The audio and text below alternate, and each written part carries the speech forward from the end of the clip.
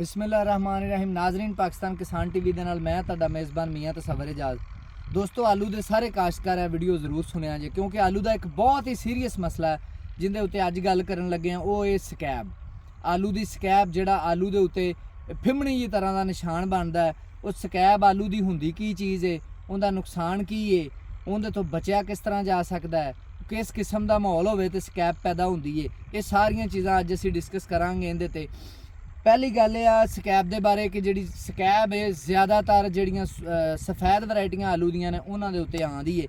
और अगर असीं इहदी गल करिए इहदे नुकसान दी, तो इहदे नुकसान दी बहुत ज़्यादा नुकसान करदी है। जिस तरह मिसाल के तौर पर एक चीज़ अगर 10 रुपए की है तो अगर उनके ते स्कैब आ गई आलू ते, एक आलू अगर 10 रुपए का उनके स्कैब आ गई तो आलू 7 रुपए का हो जाएगा या ज़्यादा तो ज़्यादा 8 रुपए का हो जाएगा। यानी कम अज़ कम 2% उनके स्कैब आ जाएगी। सॉरी, रेट कम हो जाएगा, 15 तो 20% कम हो जाएगा।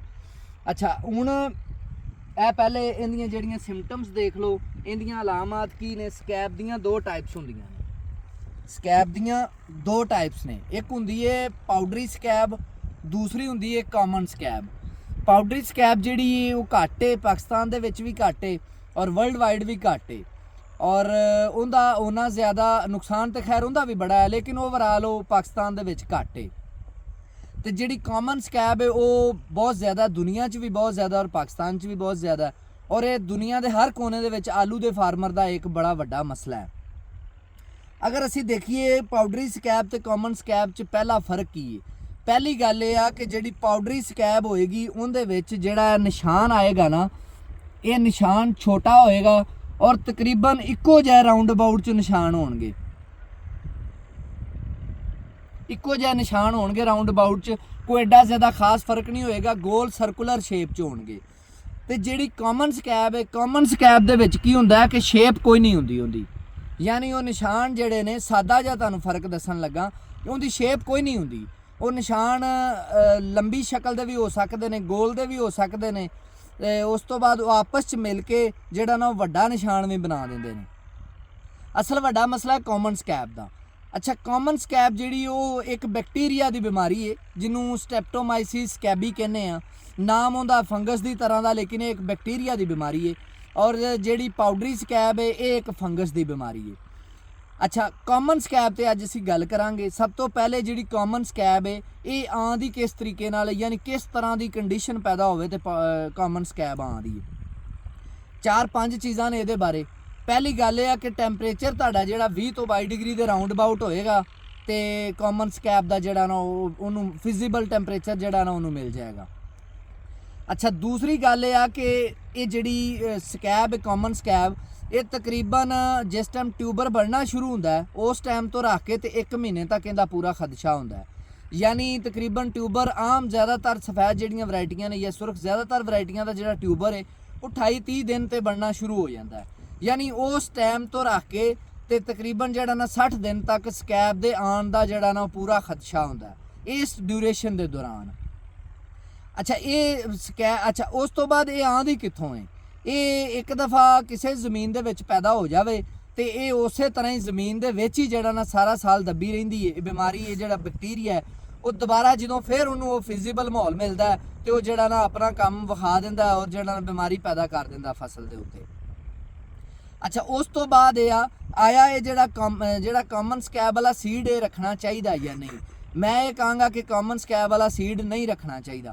उनकी वजह यह कि असी इनू सही जरासीम तो पाक नहीं कर सकते। हालांकि जरासीम तो पाक हो जाए तो कोई मसला नहीं है, क्योंकि सॉयल बॉर्न डिजीज़ है, ज़मीन दे विच शिफ्ट होंदी, सीड के थ्रू शिफ्ट नहीं होंदी।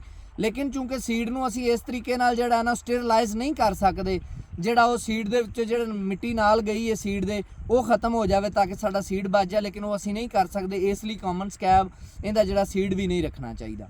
अच्छा, उस तो बाद 2-3 कंडीशन है। चौथी कंडीशन ये होंदी है कि जिहड़ी ज़मीन की pH है ना वो इहदे लई जिहड़ी बेहतरीन pH होंदी तकरीबन 5.5 तो रख के 8 तक, 5.5 pH तो रख के 8 तक pH होएगी, ये बहुत ज़्यादा फैलेगी।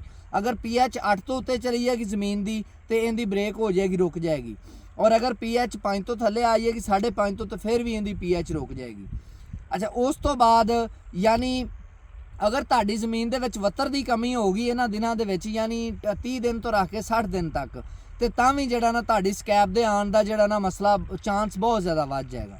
ਯਾਨੀ ਇਹ 4-5 ਕੰਡੀਸ਼ਨ ਹੈ, 20 ਤੋਂ 22 ਡਿਗਰੀ ਟੈਂਪਰੇਚਰ ਔਰ ਵੱਤਰ ਦੀ ਕਮੀ ਜਿਹੜੀ 30 ਤੋਂ 60 ਦਿਨ ਦੇ ਦਰਮਿਆਨ, ਔਰ ਜਿਹੜਾ ਨਾ ਉਸ ਤੋਂ ਬਾਅਦ ਵੈਰਾਈਟੀ ਦੇ ਵਿੱਚ ਜਾਂ ਸੋਇਲ ਜਿਹੜੀ ਜ਼ਮੀਨ ਦੇ ਵਿੱਚ ਪਹਿਲੇ ਤੋਂ ਮੌਜੂਦ ਹੈ ਉਹਦੇ 'ਚ ਹੋ ਸਕਦੀ ਹੈ। ਅੱਛਾ, ਉਸ ਤੋਂ ਬਾਅਦ ਅਗਰ ਅਸੀਂ ਗੱਲ ਕਰੀਏ ਇਹਨੂੰ ਕੰਟਰੋਲ ਕਿਸ ਤਰੀਕੇ ਨਾਲ ਕਰਨਾ ਹੈ, ਅਸਲ ਸਾਡਾ ਮਸਲਾ ਇਹ ਆ, ਸਹੀ ਪੁੱਛੋ ਤੇ ਇਹਦਾ ਕੰਟਰੋਲ ਪੂਰੀ ਦੁਨੀਆ 'ਚ ਕਿਤੇ ਨਹੀਂ ਹੈ। ਹਾਂ ਅਲਬੱਤਾ ਦਿਲ ਦੀ ਤਸੱਲੀ ਕਹਿ ਲਓ ਜਾਂ ਕੋਈ 35-40-50% ਕੰਟਰੋਲ ਜਿਹੜਾ ਉਹ ਅਸੀਂ ਕਰ ਸਕਨੇ ਆ, ਔਰ ਕੋਈ ਵੀ ਐਸਾ ਤਰੀਕਾ ਨਹੀਂ ਹੈ ਜਿਹਦੇ ਵਿੱਚ ਅਸੀਂ ਇੱਕ ਹੀ ਆਪਸ਼ਨ ਦੇ ਉੱਤੇ ਕੰਮ ਕਰਕੇ ਤੇ ਅਸੀਂ ਸਕੈਬ ਤੋਂ ਜਾਨ ਛੁਡਾ ਸਕੀਏ। ਯਾਨੀ ਅਸੀਂ ਕੋਈ ਦਵਾਈ ਇਸਤੇਮਾਲ ਕਰ ਲਈਏ ਜਾਂ ਅਸੀਂ ਜਿਹੜਾ ਨਾ ਉਹ ਵਿੱਚੋਂ ਪੌਦੇ ਕੱਢ ਲਈਏ ਜਾਂ ਕੋਈ ਵੀ ਹੋਰ ਤਰੀਕਾ ਉਹ ਨਹੀਂ ਹੈ। ਹਾਂ ਅਲਬੱਤਾ 5-6 ਚੀਜ਼ਾਂ ਮਿਲਾ ਕੇ ਅਸੀਂ ਕੀ ਕਰਨੇ, ਇਹਦਾ ਕੰਟਰੋਲ ਕਰ ਸਕਨੇ, ਔਰ ਇਹਦਾ ਕੰਟਰੋਲ ਜਿਹੜਾ ਨਾ ਤਕਰੀਬਨ 50% ਤੱਕ ਅਸੀਂ ਕਰ ਸਕਨੇ ਆ। ਪਹਿਲਾ ਸਭ ਤੋਂ ਵਧੀਆ ਤੇ ਬਿਹਤਰੀਨ ਤਰੀਕਾ ਇਹ ਹੈ ਕਿ ਜਿਹੜੀ ਜ਼ਮੀਨ ਦੇ ਵਿੱਚ ਸਕੈਬ ਆ ਗਈ ਉਸ ਜ਼ਮੀਨ ਦੇ ਵਿੱਚ ਨੈਕਸਟ 3 ਸਾਲ ਆਲੂ ਦੀ ਫਸਲ ਕਾਸ਼ਤ ਨਾ ਕੀਤੀ ਜਾਏ, ਜਿਹੜਾ ਦੁਨੀਆ ਦਾ ਬੈਸਟ ਤਰੀਨ ਤਰੀਕਾ ਹੈ। 3 ਸਾਲ ਉਹਦੇ ਵਿੱਚ ਆਲੂ ਦੀ ਦੁਬਾਰਾ ਫਸਲ ਕਾਸ਼ਤ ਨਾ ਕੀਤੀ ਜਾਏ। ਅਗਰ ਬਹੁਤ ਜ਼ਿਆਦਾ ਮਜਬੂਰੀ ਹੋਏ ਤੇ ਸੁਰਖ ਵੈਰਾਈਟੀ ਤੁਸੀਂ ਕਾਸ਼ਤ ਕਰੋ, ਉਹਦੇ ਤੇ ਬਹੁਤ ਘੱਟ ਚਾਂਸ ਹੁੰਦਾ ਹੈ ਸਕੈਬ ਦੇ ਆਉਣ ਦਾ। ਦੂਸਰੀ ਚੀਜ਼ ਇਹ ਹੈ ਕਿ ਇਸ ਦੌਰਾਨ ਟੈਂਪਰੇਚਰ ਤਾਂ ਸਾਡੇ ਕੰਟਰੋਲ 'ਚ ਨਹੀਂ ਹੈ, ਲੇਕਿਨ ਜ਼ਮੀਨ ਦੀ ਨਮੀ ਤੇ ਮੋਇਸਚਰ ਸਾਡੇ ਕੰਟਰੋਲ 'ਚ। ਯਾਨੀ 30 ਦਿਨ ਤੋਂ ਰੱਖ ਕੇ ਤੇ 60 ਦਿਨ ਤੱਕ ਜਿਹੜੀ ਸਾਡੀ ਜ਼ਮੀਨ ਦੀ ਨਮੀ ਹੈ ਨਾ ਉਹ ਨਹੀਂ ਘੱਟ ਹੋਣੀ ਚਾਹੀਦੀ। ਯਾਨੀ ਸਾਡਾ 7-8 ਦਿਨ ਬਾਅਦ ਜਿਹੜਾ ਨਾ ਪਾਣੀ ਜ਼ਮੀਨ ਨੂੰ ਮਿਲਦਾ ਰਹਿਣਾ ਚਾਹੀਦਾ, ਔਰ ਉਹਦੇ ਨਾਲ ਫਿਰ ਕੀ ਹੁੰਦਾ ਹੈ ਕਿ ਉਹਦਾ ਕੰਟਰੋਲ ਦੇ ਵਿੱਚ ਸਾਨੂੰ ਆਸਾਨੀ ਹੋ ਜਾਂਦੀ ਹੈ। ਉਸ ਤੋਂ ਬਾਅਦ ਚੌਥੀ ਚੀਜ਼ ਇਹ ਹੈ ਕਿ ਸਕੈਬ ਵਾਲਾ ਜਿਹੜਾ ਸੀਡ ਹੈ ਉਹ ਨਾ ਕਾਸ਼ਤ ਕਰੋ। ਸੀਡ ਜਿਹੜਾ ਨਾ ਸਕੈਬ ਫ੍ਰੀ ਕਾਸ਼ਤ ਕਰੋ। ਜ਼ਮੀਨ ਦੇ ਵਿੱਚ ਫਸਲ ਦੀ ਰੋਟੇਸ਼ਨ ਕਰੋ, ਕੋਈ ਹੋਰ ਜ਼ਮੀਨ ਲਾਓ, ਕੋਈ ਹੋਰ ਵੈਰਾਈਟੀ ਲਾਓ ਜਾਂ ਕੋਈ ਹੋਰ ਫਸਲ ਲਾਓ ਜਿਹੜੀ ਜਿੰਦੀ ਵਜ੍ਹਾ ਤੋਂ 2-3 ਸਾਲ ਦੇ ਵਿੱਚ ਜਿਹਦੇ ਨਾਲ ਸਕੈਬ ਖਤਮ ਹੋ ਜਾਵੇ। ਅੱਛਾ, ਉਸ ਤੋਂ ਬਾਅਦ ਕੈਮੀਕਲ ਆਖਰੀ ਸਾਡੇ ਕੋਲ 5ਵੀਂ ਆਪਸ਼ਨ ਹੈ ਕੈਮੀਕਲ ਕੰਟਰੋਲ ਦੀ। ਕੈਮੀਕਲ ਦੇ ਨਾਲ ਅਸੀਂ ਕਿਸ ਤਰ੍ਹਾਂ ਕੰਟਰੋਲ ਕਰ ਸਕਦੇ ਹਾਂ? ਕੈਮੀਕਲ ਕੰਟਰੋਲ ਦੇ ਵਿੱਚ ਸਾਡੇ ਕੋਲ ਜਿਹੜਾ ਨਾ ਬੇਸਿਲਸ ਸਬਟਿਲਸ ਇੱਕ ਆਰਗੈਨਿਕ ਮਟੀਰੀਅਲ ਹੈ, ਸਸਤਾ ਜਿਹਾ ਹੁੰਦਾ, ਬਹੁਤ ਮਹਿੰਗਾ ਨਹੀਂ।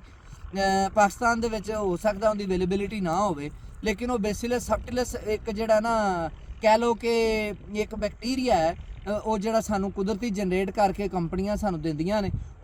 ਔਰ ਉਹ ਜਿਹੜਾ ਬੈਕਟੀਰੀਆ ਹੈ ਉਹ ਜਦੋਂ ਅਸੀਂ ਜ਼ਮੀਨ 'ਚ ਪਾਣੇ ਆ, ਫਲੱਡ ਕਰਨੇ ਜਾਂ ਸਪਰੇਅ ਕਰਨੇ ਆ, ਤਾਂ ਕੀ ਕਰਦਾ, ਉਹ ਇੱਕ ਕੁਦਰਤੀ ਤੌਰ ਤੇ ਐਂਟੀਬਾਇਓਟਿਕ ਪੈਦਾ ਕਰਦਾ ਜਿਹੜੀ ਕਿ ਇਸ ਬੈਕਟੀਰੀਆ ਨੂੰ ਖਤਮ ਕਰਦੀ ਏ, ਕਾਮਨ ਸਕੈਬ ਵਾਲੇ ਬੈਕਟੀਰੀਆ ਨੂੰ।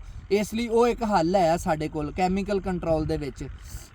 ਉਸ ਤੋਂ ਇਲਾਵਾ ਕਾਮਨ ਸਕੈਬ ਦਾ ਪੂਰੀ ਦੁਨੀਆ ਦੇ ਵਿੱਚ ਹੱਲ ਨਹੀਂ ਹੈ। ਜਿਹੜੇ 5-4 ਹੱਲ ਤੁਹਾਨੂੰ ਦੱਸੇ ਨੇ, ਇਹਨਾਂ ਤੋਂ ਇਲਾਵਾ ਕੋਈ ਹੱਲ ਨਹੀਂ ਹੈ। ਔਰ ਇਹਨਾਂ 'ਚ ਸਭ ਤੋਂ ਬੈਸਟ ਆਪਸ਼ਨ ਹੈ ਇਹ ਨੇ ਕੈਮੀਕਲ ਵੀ ਇਸਤੇਮਾਲ ਕਰਨ ਦੀ ਬਜਾਏ ਕਿ ਜਿਹੜੀਆਂ ਇਸ ਤੋਂ ਪਹਿਲੇ ਤੁਹਾਨੂੰ 4 ਹਦਾਇਤਾਂ ਦੱਸੀਆਂ ਨੇ ਉਹਨਾਂ ਤੇ ਅਮਲ ਕਰੋ, ਤੇ ਇਨਸ਼ਾਅੱਲਾ ਤਾਲਾ ਅੱਲਾਹ ਪਾਕ ਤੁਹਾਡੀ ਫਸਲ ਤੇ ਵੀ ਖੈਰ ਕਰੇਗਾ ਔਰ ਤੁਹਾਡੇ ਰਿਜ਼ਕ ਤੇ ਵੀ ਖੈਰ ਕਰੇਗਾ, ਬਰਕਤ ਪਾਏਗਾ। ਇਹਦੇ ਨਾਲ ਇਜਾਜ਼ਤ ਦਿਓ। ਕਿਸਾਨ ਜ਼ਿੰਦਾਬਾਦ, ਪਾਕਿਸਤਾਨ ਪੈਂਦਾਬਾਦ।